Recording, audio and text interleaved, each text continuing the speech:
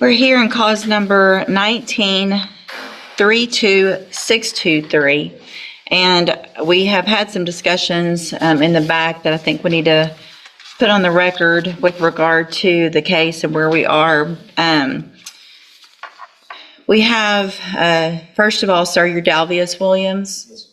And Mr. Williams is here with Mr. Rojas. Mr. Smith is here on behalf of the state. There is a second amended motion to revoke unadjudicated probation. So because the new allegation, I'm not going to accept the plea agreement of the cap of 4 years because there's a new. So I will allow, if Mr. Williams wants to withdraw his pleas of true to 1, 2, and 3.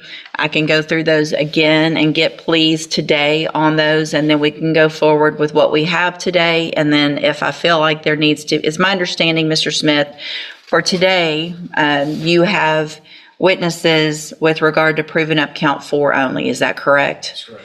So what we can do today, depending on what those pleas are, either way, we'll go forward with what we have because there's witnesses here. And then if I feel like I need to postpone the hearing to another date for the state to prove up more, then we can do that then. So, Mr. Williams, the best you can, I need you to raise your right hand, sir. Do you swear or affirm the testimony you're going to give in this hearing will be the truth, the whole truth, and nothing but the truth, so help you God? Thank you. You can put your hand down. And so, Mr. Rojas, what is y'all's position? Judge, I think after discussions with Mr. Williams, I think he would like to withdraw his plea of true to count number 3. Okay. So just to go back, count 1, Mr. Williams alleges that you violated your probation by failing to report to the probation department October 25th and December 15th of 2022. You had previously pled true that was true. And do you want to continue to plead true to that count? Okay.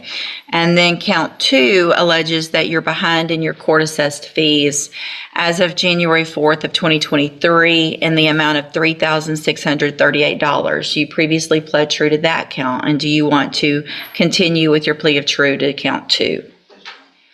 Count 3, which was in the added in the first amended motion, alleges that you committed the offense of evading arrest or detention July 14th of 2024. You had previously pled true to that count, and do you want to change your plea of true in that count? You want to change your plea to not true? Okay, so we'll enter a plea of not true to that count. And Mr. Smith, I know you weren't prepared, I guess, for that, but have y'all had any contact with the officer? I would think that would be a one witness. It's actually several witnesses, Judge. Okay. They're going to serve a warrant at his house.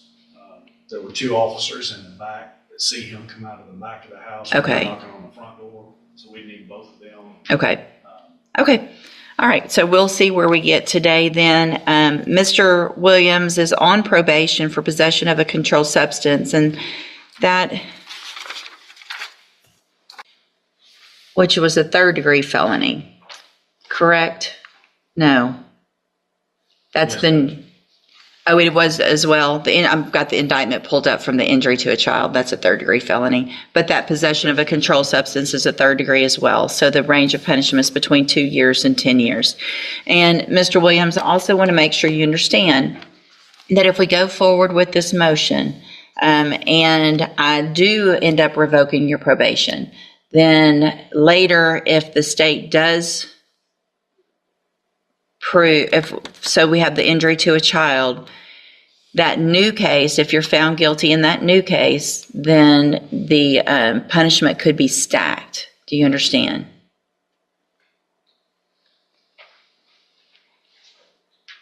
Do you understand that?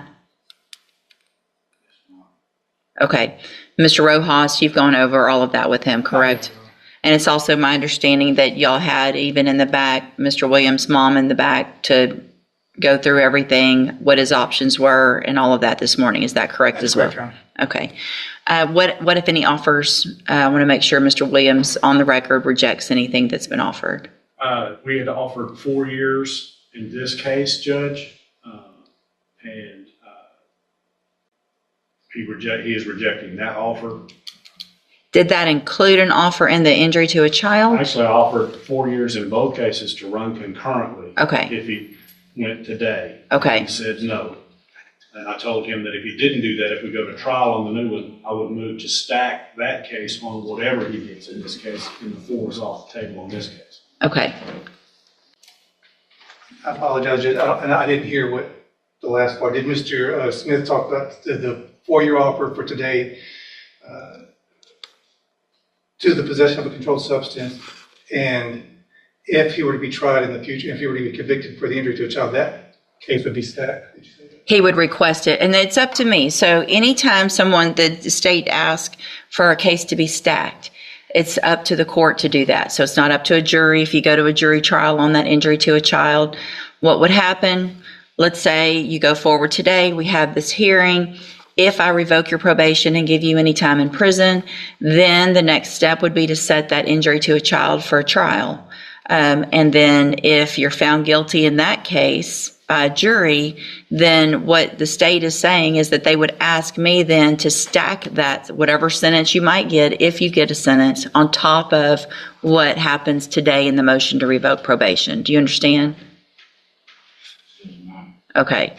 And so your options are today, if you wanted to go forward with a plea in both of your cases, plea of true in that motion to revoke for a 4-year sentence, plea of guilty in the new injury to a child case for a 4-year sentence, with the agreement that those sentences would run at the same time. You don't have to do that. We've got witnesses here. We'll go forward with the hearing. Just want to make sure you understand what your options are today that you won't have after today, and what your consequences could be if you go to trial and if we go forward. And nobody's trying to talk you into anything. I just want to make sure you understand it all. Does that make sense? Okay, so you understand everything that's been offered and what what you could do today and kind of where we're about to go, right? And so what do you want to do? True to first, but not to the injury to the child. Okay, then we'll go forward with this hearing. So I want to make sure also for the record what all I've reviewed. The original PSI, obviously from being placed on probation, is included with the updated pre-sentence report. Everyone should have that as well. And so when I went back through that, I just want to make sure that there aren't any corrections or issues with regard to that criminal history specifically that I'm looking at. It starts on page 1 and then carries on to page 2 on that pre-sentence, or actually it was a post-sentence investigation, I think. Y'all have that? Everybody's on the same page as me? Yes. So it looks like there was adult misdemeanor history of 2 thefts back in 2013. Both of those were 30 days in jail. There was a theft of services in 2014 where Mr. Williams received a probation. That probation was revoked in 2016. That's in Rusk County. Possession of marijuana in 2014, Nacogdoches, 3 months in jail. A resisting arrest or search, March of 2015, where there was a probation given that was revoked in 2018. There was then a 2015 failure to appear bail jumping case in Nacogdoches.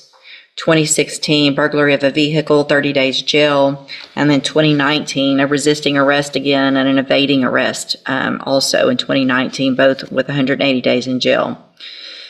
Then the felony criminal history I show is a criminally negligent homicide from 2017, where a probation was given in 2018. That probation was revoked in 2020. Looks like that probation was revoked based on, and looking back on all of this, I'm not real sure other than what we were all thinking, but it looks like on January 10th of 2020, The probation was revoked on the criminally negligent homicide. There was a new offense of injury to a child that he appears to have pled guilty on and received a 12-month state jail sentence. There was another offense, new offense from January of 2019, an attempt to take an officer's weapon, also same disposition date of January 10th of 2020 for the 12 months in the state jail. And then there was this possession case that we're here from that same date. So it looks like he took some time on a couple of things and then got probation on the possession. Does that, everybody on the same page as that? Yes, Your Honor. I did look back. I think because I have this information, I don't think it's necessarily improper for me to look at some of the information based on those cases. I do have a question specifically with regard to the injury to a child from 2020 that he pled guilty on. What is the relationship with, that was the victim in that offense? It's the stepson, Your Honor. So Ms. Broussard has other children Yes. that are not from Mr. Williams. At least one, Your Honor, yes. So when we went back through, Mr. Williams entered pleas of true to counts 1 and 2. So I am going to find, based on those pleas, counts 1 and 2 true.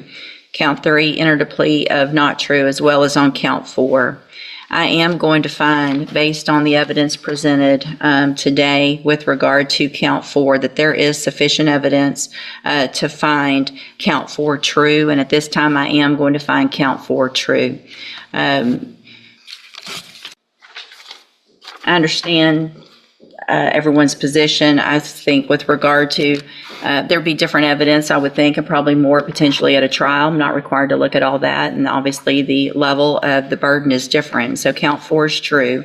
Mr. Rojas, you may proceed with argument. Judge, when we did the initial plea, we got the updated PSI report. And they were recommending that if probation were to be granted of ISF. Obviously, that can't happen with a new charge pending. He does have this new injury to a child that after speaking with the family, I don't think he's going to be able to bond out even if you were to keep him on probation.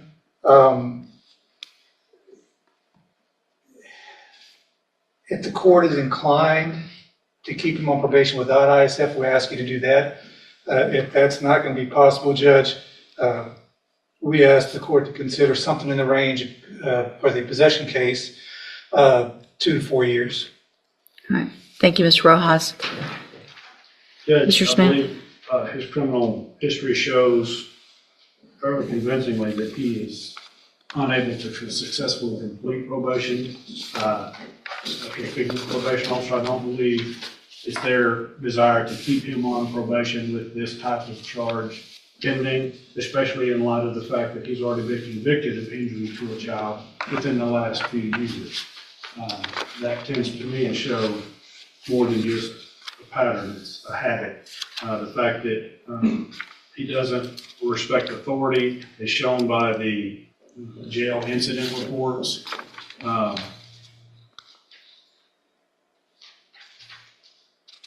feel like he needs to be revoked in this particular case, and we're asking for no less than 5 years, somewhere between 5 and 10 years as punishment in this particular possession. Thank you. And also, just for the record, everybody has those jail incident reports. Those were provided. I've reviewed those as well. Mr. Barksdale's here. Mr. Barksdale, do you, the probation officer, do you have anything to add at this point with regard to your position? No, ma'am. I concur with the district attorney. Okay. Thank you, sir. Mr. Rojas, I would give you an opportunity if you want to. We can ask Mr. Barksdale to come if you have any questions of him. No, Judge. Okay. And Mr. Williams, you're 30 years old? You just turned 31. So I appreciate that you have support here and people here to support you, but your behavior to me tells me that you shouldn't be around any children, much less your own. Whatever is happening with you when you're getting angry at these children with what you're doing, because it's the same. This appears to be the exact same type of incident that you pled guilty for a few years ago when I put you on the probation for the possession. And this,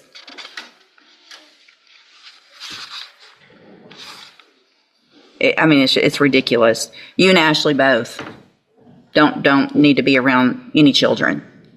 Don't need to be having more children. You can't take care of your own children, and you're disciplining them by doing this. And I don't think there's any reason for anybody to believe that no one said these are scratches.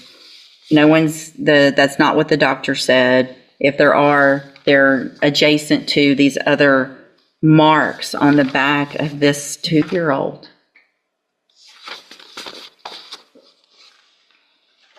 Going to find, again, that you entered your plea of true to counts 1 and 2 freely and voluntarily. Find those counts true. Find count 4 true. Find sufficient evidence at this time to find you guilty of possession of a controlled substance. I'm going to sentence you to a term of 8 years in the institutional division of the Texas Department of Corrections. You will receive credit on that sentence for any time that you've been in custody that the law gives you the right to receive. I'm going to hand you the trial court certification. I'm making a notation on this because originally it was a plea agreement that when it was signed, I'm making a modification. Let me change it. This was not a plea agreement, so you do have some rights to appeal. I'm also going to hand you a written admonishment regarding, hold on a second, regarding your ineligibility to possess a firearm or ammunition. Because of the judgment entered against you, you're ineligible under Texas law to possess a firearm or ammunition. Possession of a firearm or ammunition could lead to charges against you. Firearm is a legal term, and you should read the written admonishment I provide you to see what devices qualify as a firearm. If you have questions about the laws that make you ineligible to possess a firearm or ammunition or about how long that lasts, you can talk to Mr. Rojas. Thank you all. I'm sorry. I know this is difficult for everyone, but I have no doubt in my mind that Mr. Williams, not just on this occasion, but probably on many, has obviously improperly disciplined, if that's what you want to call it, all of these children. So, court is adjourned. All rise.